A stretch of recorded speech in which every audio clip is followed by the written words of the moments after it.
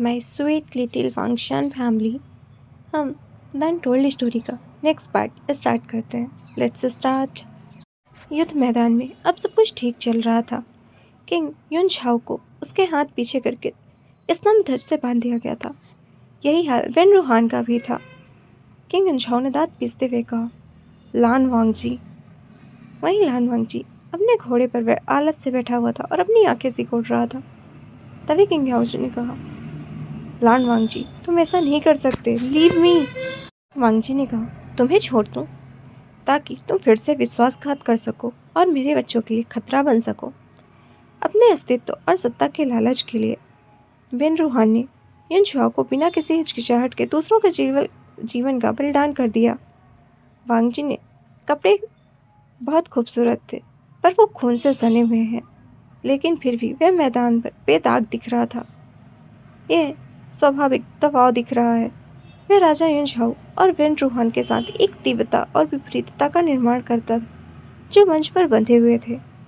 तभी वेन रूहान ने कहा, अगर तुम मुझे मारना चाहते हो तो मार दो, अपनी सांस बर्बाद करने की कोई ज़रूरत नहीं है। यांग चेंग ने अपनी कठोर आवाज़ में कहा, तुम इस समय भी इतना कठोर होने का दिखावा क्यों कर रहे हो?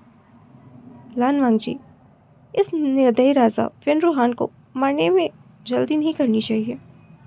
तभी वांगजी ने भी कहा, मैं मूलतः तुम्हें स्वयं नहीं मारना चाहता, क्योंकि मैं ऐसा करने में असमर्थ था।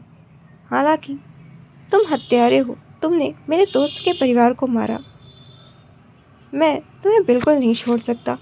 जी ने युन झाओ की ओर देखा और कहा, तुम पर अभी बहुत एहसान बाकी है। तुम्हारी पत्नी ने मेरे पहले बच्चे को नुकसान पहुंचाया। मुझे उसका बदला लेना चाहिए और अपने बच्चे को उन लोगों को अंजाम दिखाना चाहिए जिन्होंने उसे इस दुनिया में आने नहीं दिया। वांगजी ने अपना हाथ धनुष बाण पर रखा और बाण को चला दिया। वेन रूहान में बाण उसे लगा और वो खून बहने लगा। वहीं युन झाओ वो एक भीगी बिल्ली बन चुका था। दुनिया में सबसे भयानक चीज मौत है। मौत नहीं, बल्कि उसका इंतजार करना है। वांगजी ने 2 और तीर धनुष पर चढ़ाए और सीटी बजाई। फिर लान साम्राज्य के हजारों सैनिकों ने अपने धनुष खींचे और युन झाओ और वेन रूहान पर निशाना साधा। वांगजी ने अपनी आदेशपूर्ण आवाज में कहा, मुक्त करो, और हजारों तीर को क्रूर जानवरों की तरह निकले और जैसे उन्होंने सूरज को ढक लिया, वैसे युन झाओ और वेन रूहान को उन्होंने निगल लिया। वांगजी ने आसमान की ओर देखा और उसकी आंखों से एक आंसू गिर पड़ा। जियांग चेंग ने वांगजी की ओर देखा और कहा, वांगजी, तुमने पहले ऐसा क्यों कहा? क्या जुड़वा बच्चे सुरक्षित नहीं है? तभी वांगजी ने कहा, वो सुरक्षित है चेंग। मैं अपने पहले बच्चे के बारे में बात कर रहा हूँ। यह एक लंबी कहानी है। तभी चेंग ने भी कहा, अब मेरे पास काफ़ी समय है, मैं सच जानना चाहता हूँ। तो लान वांगजी ने जियांग चेंग को संक्षेप में सब कुछ बताया। सब कुछ सुनने के बाद जियांग चेंग बहुत गुस्से में बोला, वो बेरहम औरत अभी भी जिंदा है? तभी वांगजी ने कहा, वींग उसकी सजा खुद तय करना चाहता है और वह उसे उसका अपराध बताएगा। तभी चेंग ने कोल्ड टोन में कहा, और क्या यही है? तुमने इसी तरह वींग की देखभाल की? वांगजी ने अपना सर झुका लिया और कहा, मुझे माफ़ कर दो। वहीं जियांग चेंग अपने दोस्त को टूटा हुआ नहीं देख सका और उसे गले लगा लिया और बोला, यदि तुम्हें सचमुच दुखी है तो अपनी पत्नी और बच्चे का ठीक से ध्यान रखो। शायद इसीलिए भगवान ने तुम्हें ट्विंस दिए हैं। अगले दिन सम्राट और निये हुसैन सैनिकों के साथ महल वापस आ गए, जिनमें वे सैनिक भी शामिल थे जिन्हें पहले निये हुसैन की मदद के लिए भेजा गया था। वहीं मैडम लैन अपने पति और निये हुसैन का स्वागत किया। निये हुसैन ने गेट पैलेस पर और वांगजी की वापसी के बाद हर बात पर चर्चा करने का निर्णय लिया। वहीं सम्राट अपने कक्ष में प्रवेश किया और महारानी की ओर देखते हुए पूछा, क्या आप मुझे कुछ बताना चाहती हैं महारानी? मैडम लैन चुपचाप अपने पति की ओर देखती रही। सम्राट को रैन कुछ पूछने ही वाले थे, तभी महारानी ने पूछा, क्या मैंने आपका प्यार आपसे छीन लिया है? सम्राट कुरैन हैरान हुए। उन्हें उम्मीद नहीं थी कि अचानक वह उनके अतीत के बारे में उनसे सवाल करेंगी। उन्होंने अपने मन में सोचा, यह इतने सालों बाद यह क्यों पूछ रही है? इसके अलावा वह हमारी शादी से पहले ही मेरे प्रेम जीवन के बारे में जानती थी, तो ऐसा क्यों पूछ रही है? जैसे उसे अभी पता चला हो। कुरैन ने अपनी शांत आवाज़ में पूछा, महारानी मामला क्या है? इतनों सालों बाद आप क्यों पूछ रही हैं? वही मैडम लाल, उनकी आंखों से आंसू बह रहे थे, उन्होंने पूछा, माँ ने मुझे तुम्हारी पहली पत्नी के बारे में सच्चाई बता दी है। वहीं एक क्षण के लिए कुरैन चौंक गए, लेकिन उन्होंने फिर अपने आप को संभाल लिया। तभी मैडम लाल ने आरोप लगाने वाली आवाज़ में कहा, आपने ऐसा क्यों किया कुरैन? वांगजी के बाद आपने मुझे बच्चे क्यों नहीं दिए? आपने मुझे सच क्यों नहीं बताया? कुरैन ने अपनी शांत आवाज़ में बताया, मुझे पता है मैं गलत हूँ, इसी के लिए मैं आपसे तहे दिल से माफ़ी मांगता हूँ। लेकिन क्या तुम मुझे एक बात बता सकती हो? जब तक तुम्हें मेरी पहली शादी के बारे में सच्चाई नहीं पता चली, क्या तुम्हें कभी असंतुष्ट या दुखी महसूस हुआ? वही मैडम लाल अब तक के अपने जीवन के बारे में सोचने लगी। तभी कुरैन ने कहा, मैं तुम्हारा जवाब जानता हूँ, वह नहीं, क्योंकि आपके महत्वाकांक्षा के जीवन और महत्वाकांक्षा आपके अपने सपनों के जीवन में और महत्वाकांक्षा के बारे में जानता हूँ। वह जीवन जहाँ आप अपने पति की पहली और एकमात्र पत्नी बनना चाहती थी, वह जीवन जहाँ आप रानी बनना चाहती थी, वह जीवन जहाँ आप एक बेटा चाहती थी, और वह जीवन जहाँ आप एक पोता चाहती थी। अब तक तुम सोचती थी कि तुम पहली और एकमात्र पत्नी हो। तुम मेरे शासनकाल में रानी रही, तुम्हें वांगजी मिला और तुमने कभी दूसरा बच्चा पैदा करने में कमी नहीं छोड़ी, और एकमात्र इच्छा जो तुम्हें लंबे समय से पूरी नहीं हो रही थी, वह थी एक पोता जो अब तुम्हें मिला है। तुम जीवन की असली विजेता हो, तुम्हें आखिरकार सब कुछ मिल गया जो तुम चाहती थी। तो फिर तुमने ये क्यों सोच लिया कि मैं अन्य बच्चों के लिए तुम्हारे पास क्यों नहीं आया? हाँ, मैंने अपने पिता और तुम्हारे पिता को नाराज़ करने के लिए तुम्हारे सपनों को तोड़ दिया, लेकिन तुमसे ज़्यादा मैंने उसके साथ अन्याय किया। मैंने उसकी पूरी ज़िंदगी बर्बाद कर दी। वह एक राजकुमारी, रानी, पत्नी और माँ की तरह एक अच्छी ज़िंदगी जी सकती थी, अगर मैंने उसे अपनी मुसीबतों में शामिल ना किया होता। अब वह कहीं भी अकेली है, उसके जीवन में कुछ भी या कोई भी विलासिता नहीं है। अगर उसने मुझसे अपने प्यार की कसम नहीं खाई होती, तो वह तुम्हारी जगह पर होती, और यह पश्चाताप और यह अपराध बोध मुझे तुम्हारे साथ सामान्य जीवन जीने से दूर रखता है, क्योंकि मैं ऐसा नहीं कर सकता।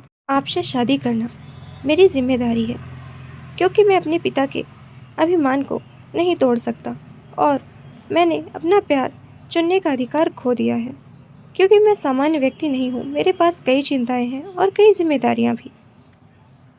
कुरैन ने एक बार फिर माफ़ी मांगी और फ्रेश होने चला गया। फिर वो बाहर आया और अपने पोते पोतियों और माँ से मिलने के लिए कक्ष से बाहर चला गया। वहीं मैडम लाल ने अपने मन में सोचा, इतने सालों बाद भी मैं अभी भी इनकी नज़रों में उससे कमतर हूँ। मैडम लाल पूरी रात रोती रही, पर सम्राट कुरैन वापस कक्ष में नहीं आए। वहीं अगले दिन शाम वांगजी सेना के साथ पहुंचा, और लान साम्राज्य के लोग जयकारे लगाने लगे। जयकारे इतने जोरदार थे कि पूरी राजधानी में गूंज उठे। युद्ध जीतने के बाद देश लौटना हमेशा गौरव की बात होती थी है। जिन परिवारों के लोग सेना में थे, वे स्वाभाविक रूप से गर्वित होते हैं। जी जब महल पहुंचा तो उसका स्वागत उसकी माँ ने किया, पर वांगजी सीधे वहां से अपने बच्चों से मिलने के लिए विंग के महल की ओर चल दिया। वहीं जियांगजिंग अपने आराम के लिए अपने निर्धारित कक्ष में चला गया। विंग वांगजी के आगमन की प्रतीक्षा कर रहा था। जैसे ही वांगजी वहां आया, उसने विंग के पास गया और विंग को तुरंत गले लगा लिया। विंग ने भी वांगजी को वापस गले लगाया और उसे रिलीफ फील हुआ। तभी वांगजी ने पूछा, तुम कैसे हो? विंग ने कहा, मैं ठीक हूँ, और आपको यहाँ आने से पहले आराम करना चाहिए था। तभी वांगजी ने अपनी सॉफ्ट वॉइस में कहा, मैं तुम्हें और हमारे बच्चों को देखने के लिए इंतज़ार नहीं कर सकता था। फिर उसने अपने सोते हुए बच्चों की ओर देखा और कहा, इन्होंने तुम्हें ज़्यादा परेशान तो नहीं किया आई? विंग ने ना के में अपना सिर को हिलाया और बोला, नहीं, ये बहुत वेल बिहेव्ड रहे। तभी वांगजी ने उनकी शांतिपूर्ण नींद में खलल डालने बिना उनके फोrehead पर किस किया। तब विंग ने कहा, अब तुम जाकर आराम करो। तब वांगजी ने कहा, तुम मुझे भगाने के लिए हमेशा तैयार क्यों रहते हो आई? तभी विंग ने कहा, क्योंकि तुम्हें अपना ख्याल नहीं रखना आता, अब जाओ। वांगजी ने विंग की ओठों पर किस किया और आराम करने के लिए जाते हुए बोला, जैसे ही आपकी इच्छा क्वीन। वांग जी अपने कक्ष में गया और फ्रेश अप हुआ। वही कुछ घंटों बाद वह अपनी मितनी और शन से मिलने गया। जैसे उन ने वांग जी को देखा, उसे गले लगा लिया। वांग जी ने भी अपने दोस्त को गले लगाया। दोनों ने समय पर की गई मदद के लिए एक दूसरे को धन्यवाद कहा। तब न्यूशन ने कहा, थैंक यू लंजा। विदेशी साम्राज्य के डर से कोई भी मेरी मदद करने के लिए आगे नहीं को तैयार था। बहुत कम उम्मीद थी कि तुम मेरी मदद करोगे, लेकिन तुमने हमारी दोस्ती को महत्व दिया और सही समय पर मदद की। तुम्हारा बहुत बहुत धन्यवाद। मैं हमेशा तुम्हारा और इस लान एम्पायर का ऋणी रहूंगा। तभी वांग जी ने भी कहा, मुझे धन्यवाद मत कहो हुसैन। दरअसल मैं अपनी पत्नी की गर्भावस्था के कारण तुम्हारी मदद के लिए आने को तैयार नहीं था। वह वीन था जिसने मुझसे कहा कि अगर मैं व्यक्तिगत रूप से वहां नहीं जा सकता तो कम से कम सेना तो भेजूं। इसीलिए इसका श्रेय उसे जाता है, मुझे नहीं। हुसैन मुस्कुराया और कहा, तो फिर मुझे रानी वीन को इसके लिए धन्यवाद कहना चाहिए। दोनों ने हुसैन की शादी के बारे में आगे बातचीत जारी की, जो युद्ध के कारण स्थगित हो गई थी। और अब तैयारियां शुरू हो जाएंगी और जैसे ही वह वापस लौटेगा शादी हो जाएगी। वहीं जियांग चेंग वींग और उसके जुड़वा बच्चों से मिलने के बाद अपने साम्राज्य के लिए वापस प्रस्थान कर गया। जो कि सब कुछ तय हो चुका है। वांग जी का राज्याभिषेक समारोह और जुड़वा बच्चों का नामकरण समारोह 2 सप्ताह बाद आयोजित करने का निर्णय लिया गया है। अब सभी लोग महत्वपूर्ण समारोह की तैयारी शुरू कर दी है। वांग जी ने युद्ध अभियान को 1 महीने के लिए टाल दिया, न केवल अपने परिवार के साथ कुछ समय बिताने के लिए, बल्कि उन सैनिकों के लिए जो उसके साथ सीमा पर कम समय में आए थे। वांग जी हर समय वींग के साथ रहता है और अपना समय बच्चों के साथ बिताता है। तभी एक ट्विंस जोर से रोने लगा। उस लड़के को वांग जी ने अपनी गोद में लिया ताकि वो अपनी बहन को न जगा दे और उसे सांत्वना देने लगा। फिर वो बच्चा शांत होने की बजाय और जोर से रोने लगा। वांग जी क्लूलेस था कि उसे क्या करना है। उसने अपने मन में सोचा, इसे भूख तो नहीं लगी क्योंकि दोनों सोने से पहले खाना खाए, दोनों को उनका खाना मिल जाता था। उसने बच्चे के पेट में दर्द होने पर उसके पेट पर मालिश करने की कोशिश की, पर बच्चा तब भी शांत नहीं हुआ। तो वांग जी ने वींग की ओर हेल्पलेसली देखा। वींग मुस्कुराया और उसने कहा, उसे मुझे दे दो। वांग जी ने रोते हुए बच्चे को वींग को दिया और एक ही सेकंड के अंदर लड़के ने रोना बंद कर दिया, जिससे वांग जी ने राहत की सांस ली। वहीं वींग ने अपने सोए बेटे की ओर देखा और हल्के से हंसते हुए बोला, मेरे बेटे में अपने पिता को डराने की शक्ति है जो दुश्मनों की पूरी सेना में नहीं है। वहीं वांग जी वींग के शब्दों से क्रोधित हुआ। उसने अपने छोटे बेटे को घूर कर देखा, जिसने उसके लवर के सामने उसे शर्मिंदा कर दिया और वह अपनी माँ की बाहों में शांति से सो रहा है। वांग जी ने कहा, ऐसा लगता है इसका रोना धोना सब अपनी माँ के पास रहने का और मुझे आइन से दूर करने का नाटक है। तो वींग ने कहा, लंजा, अपने बेटे से ईर्ष्या मत करो। आप इनके पिता हैं, इसलिए वैसा ही व्यवहार करें। पाउट करते हुए कहा, मुझे डर है यह तुम्हें मुझसे पूरी तरह दूर ले जाएगा। देखो, तुम अभी भी इसका पक्ष ले रहे हो। वींग मुस्कुराया और उसने कहा, क्या हमारी बेटी के साथ भी यही मामला नहीं है? मैं तो यह भी कह सकता हूँ कि तुम उसे मुझसे अधिक प्राथमिकता दे रहे हो। वींग ने यह मजाकिया लहजे में कहा था, पर वींग के इस प्रश्न में कुछ गंभीरता और उसके स्वर में थोड़ा अधिकार जताने का भाव महसूस वांग जी कर सकता था।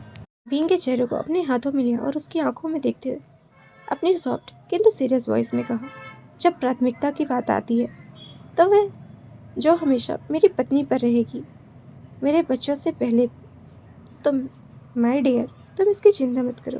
वींग मुस्कुराया। तभी वांग जी ने अपनी कंप्लेनिंग टोन में कहा, लेकिन मेरा मामला आपसे अलग है। मैं 1 महीने में युद्ध अभियान पर निकल जाऊंगा और 1 साल में एक बार या उससे कम समय में वापस आ पाऊंगा। ऐसे में वे तुम्हारा सारा समय नहीं ले लेंगे और जब मैं वापस आऊँगा तो भी मुझे उसके लिए कुछ समय निकालना होगा। क्या यह उचित है? वींग ने वांग जी की आंखों में देखा और फिर अपनी आइज रोल करते हुए कहा, लंजा, तुम खुद अच्छी तरह जानते हो, अपने युद्ध अभियान से लौटने के बाद तुम उनके साथ समय बिताने के लिए तरस रहोगे। वहीं वांग जी एक क्षण के लिए एकदम शांत हो गया। वींग ने अपने सोते हुए बेटे को उसकी बहन के पास लेटाया। तभी वांग जी ने कहा, कि मुझे नहीं भूलेंगे, है ना वींग? वहीं वांग जी के बगल में बैठा और उसने वांग जी की हथेली को अपनी हथेली में लिया और धीरे से उसकी ओर देखते हुए बोला, उन्हें शायद याद ना हो कि उनके पिता कैसे दिखते हैं, लेकिन इन्हें ये याद होगा कि उनके पिता इनसे कितना प्यार करते हैं। मैं वादा करता हूँ लंजा। उसने वांगजी के कंधे को छुआ। वहीं वांगजी ने अपना दूसरा हाथ विंग के कंधे पर रख दिया। दोनों ऐसे ही एक दूसरे का साथ देते रहे। विंग ने कहा, लंजा, क्या तुम इस अभियान को रोक नहीं सकते? हम अपने साम्राज्य की देखभाल क्यों नहीं करते? हमें दूसरों के साम्राज्य के लिए उनसे क्यों लड़ना पड़ता है? तो तभी वांगजी ने कहा, आइन, तो मुझे पता है इस अभियान पर जाने से मैं अपने परिवार के साथ कुछ समय नहीं बिता पाऊंगा, लेकिन मैं इसे रोक नहीं सकता। हमारे राज्य का विस्तार करना मेरी महत्वाकांक्षा है और तुम ये पहले से जानते हो कि यह मेरी महत्वाकांक्षा क्यों बन गई। मैं सभी राज्यों और लोगों को एक शांतिपूर्ण जीवन जीने के लिए एकजुट करना चाहता हूँ। उसने अपनी गंभीर आवाज़ में कहा, मैं इसे अभी वहीं नहीं छोड़ सकता जहाँ से इसकी शुरुआत होने वाली है। इससे मैं अपने ही लोगों की नज़रों में कमज़ोर हो जाऊंगा। हमारे बच्चे भी यही सोचेंगे कि मैं इसका सामना नहीं कर सकता। विंग ने एक आह भरी और उसने आगे कुछ नहीं पूछा। वहीं 2 सप्ताह बाद नामकरण एवं राज्याभिषेक समारोह में पूरी राजधानी को बहुत खूबसूरती से सजाया गया। अंत में नागरिक और अन्य राज्य के राजा और रानी को राजकुमार लान और राजकुमारी लान की झलक मिली। सुबह सूरज की रोशनी विंग के कमरे में खिड़कियों से होकर अंदर आ रही थी, जिससे खूबसूरती से सजाए गए कमरे पर एक हल्की सी चमक फैल रही थी, जो जुड़वा बच्चों के नामकरण समारोह के लिए खूबसूरती से सजाया गया है। विंग और वांगजी ने रीति रिवाजों के अनुसार विशेष स्नान किया। दोनों ने राज्याभिषेक समारोह के कारण भारी आभूषण और पोशाक साथ सामान्य से अधिक शानदार कपड़े पहने थे। विंग जब तैयार हो चुका था, उसने अपने दोनों छोटे बच्चों को देखा और फिर उन्हें तैयार करते हुए बोला, तुम दोनों क्या आज अपने बड़े दिन के लिए तैयार हो? लिटिल बॉय अपनी मुट्ठियों को खोलता बंद कर रहा था। वहीं लिटिल प्रिंसेस अपनी आंखें ब्लिंक कर रही थी और अपनी माँ को क्यूरियस आइज से देख रही थी। वहीं विंग अपने हार्ट से स्माइल कर रहा था। उसने लविंगली पूरे लब के साथ कहा, तुम्हें पता है तुम्हें बहुत प्यार मिलने वाला है। तुम्हें ये भी नहीं पता, आज बहुत सारे लोग आने वाले हैं जो तुम्हें ब्लेसिंग देंगे। मैं और तुम्हारे पिता आज के दिन का बहुत बेसब्री से इंतज़ार कर रहे थे। तभी कमरे में वांगजी आया और उसने जब विंग को देखा तो उसकी आईज सॉफ्ट हो गई और उसका दिल एक बार फिर से अपने बच्चों और अपनी पत्नी के लिए धड़कने लगा। वहीं जब विंग ने वांगजी को नोटिस किया तो उसने उसकी ओर स्माइल किया और बच्चों से विस्पर करते हुए बोला, लुक, उधर कौन है? Your father. वहीं वांगजी विंग के बगल में आकर बैठा। उसने विंग के फोरहेड पर किस किया और फिर अपने बच्चों के फोरहेड पर किस किया और बोला, ये परफेक्ट लग रहे हैं, जस्ट लाइक देयर मदर। वहीं भूषण हंसा और उसकी आवाज़ में बहुत सारा प्यार था। उसने कहा, मैं बस इन्हें बता रहा था ये कितने लकी हैं कि तुम इनके फादर हो। वहीं वांगजी ने उन बच्चों को प्यार से छुआ और कहा, मैं लकीस्ट पर्सन हूँ कि मेरे पास तुम सब हो। और तुम्हें पता है सभी को मुझसे जेलसी होती होगी कि तुम मुझे बिलोंग करते हो और ये दोनों मेरे प्राउड होने वाले हैं। तभी भूषण हंसा और उसने कहा, हाँ हाँ, सभी को पता है। तभी लंजा ने पाउट करते हुए कहा, लेकिन तुम्हारे अभी भी बहुत सारे एडमायरर हैं। भूषण ने भी कहा, हाँ, तुम तो ऐसे बोल रहे हो जैसे तुम्हारा कोई नहीं है। तभी वांगजी ने उसकी ओर देखा और कहा, पर मेरे लिए सिर्फ तुम हो। तो गाइस, आज के लिए बस इतना ही। मिलते हैं कल। Bye bye.